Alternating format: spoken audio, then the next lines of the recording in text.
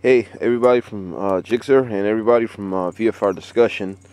As you guys will notice, I'm in a pretty rural area around here. I actually rolled the bike out here just so I can do the sound check because it's actually pretty goddamn loud, and I didn't want to piss off my neighbors.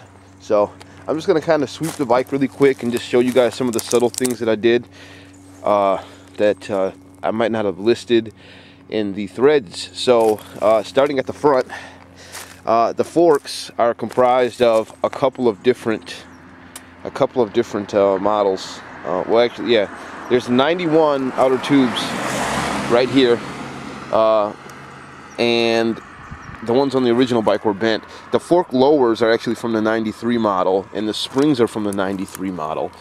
Either way, the forks are actually kind of lacking. I can bottom them out if I want to, if I throw it into a corner pretty hard. So they're probably going to go away if I ever get around to it. The triple brace up here, or the lower clamp here, it's pretty much just two slabs of aluminum that are slapped together. I painted that black. I blacked that out. It's powder coated black, along with the rotors, the inside of the rotors, and also the brake calipers. This hugger did not fit at all. It's really just I had to drill it back here and make a bolt to come in from the back off the original mounting position, and same thing with the front down there. The headlights are stock VF4i OEM headlights. The VFR takes, I believe it's an H5 bulb, and this light takes an H7. So I actually just run both beams all the time as a regular. I just aim the high beam down. So I'm running both lights full time. There is no high beam. What else can I fucking point out here?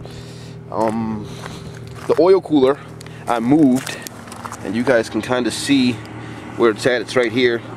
It was originally way up here somewhere, but I made a bracket that comes off the radiator. If you can see it there, I made that bracket and swung it over and just put it right there. I didn't even have to cut the hoses. I just coiled them and pretty much tucked them away because it wasn't necessary. You can see how I did the getting rid of the smog crap that was on there. Coils were moved inside here. I pretty much just hammered out the brackets, cut them, re-drilled them, and then just swung the coils down on both sides, because for you guys that aren't familiar with the bike on Jigsaw, the coils were like right up here somewhere. It was kind of stupid. The lowers I trimmed all through here and all the way out back to here. You can see where I stopped my cut right there if you look really close. Originally the lowers had a big hunk of plastic that cut, and it would not fit over the clutch cover. You can even see where the oil window was supposed to be. I painted the rear sets black, but because of my riding position, I pretty much shaved all the paint off, so that looks like shit. Relocated the brake reservoir under here. It was up around here somewhere, something like that, but I moved it back here to keep it away from the pipe. The subframe, you can see how we did the brackets. We pretty much just measured and cut. I pretty much, the original subframe, I cut about, I want to say about 7 inches off of each leg to make it fit this bike, pretty much until the seat met the gas tank. Couple of other things. The exhaust, I think we've already covered that, but you can see how it runs. It comes off the header 2 into 1 and back out into 2. You can just see how I have it running. Okay, there you go. You know, the wheel and the suspension is pretty much stock in the back, nothing special there. There's the tail light that I made. It's actually a ZX6R tail light that I flipped upside down, and it's not probably as bright as it should be, but it does the job. You know, I'm not really too worried about it. And I know I need the solo cap. I'll get that on there as soon as I can get around to it, but with Christmas and everything around, I'm kind of sidetracked. The blinkers, I mean, they're just regular old flush mount, well, not flush mount, but you know, just bolt-on blinkers.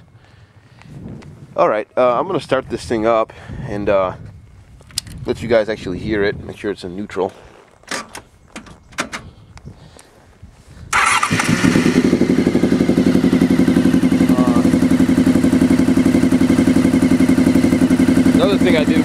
painted this down here just to kind of clean it up, because it looks kind of stupid being aluminum there.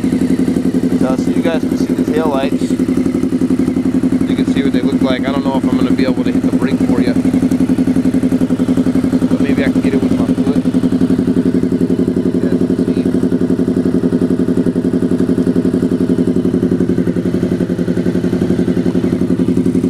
There's your blinkers. One side. The other side.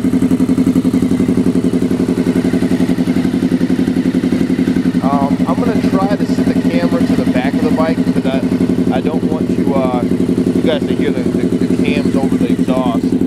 So, hey, I got an idea. Right coming here.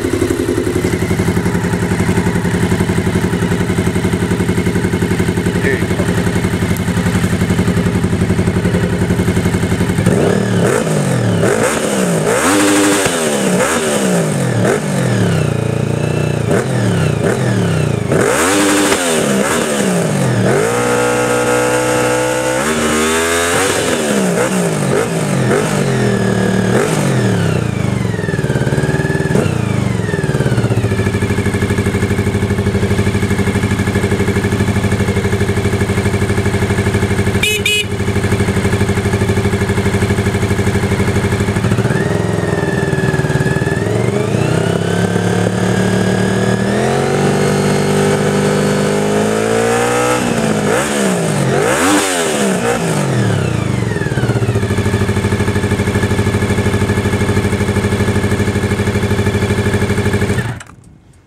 So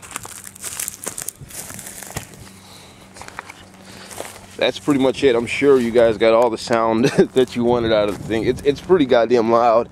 And here in California, we lane split, and when you're going down the freaking interstate, you know, and you're between all these trucks and shit, the sound that comes off of the tunnel, you know, it's freaking insane. It definitely gets attention, but it's not obnoxiously loud. It's actually pretty mellow. When you hear it in person, you can actually appreciate how throaty it is. But that's it, the VF4iAAAAARR, as I call it. I don't know, maybe when I do some more updates to it, I'll post another video or load up another thread or something. But just so you guys know, it did come out nice, and it's a nice bike. I can ask for better forks in the front, maybe some better brakes. But again, it's not a sport bike, so I understand that. I mean, that's my background. But we'll make something out of it. I don't plan on ever getting rid of it, not anytime soon or anything. So there you go.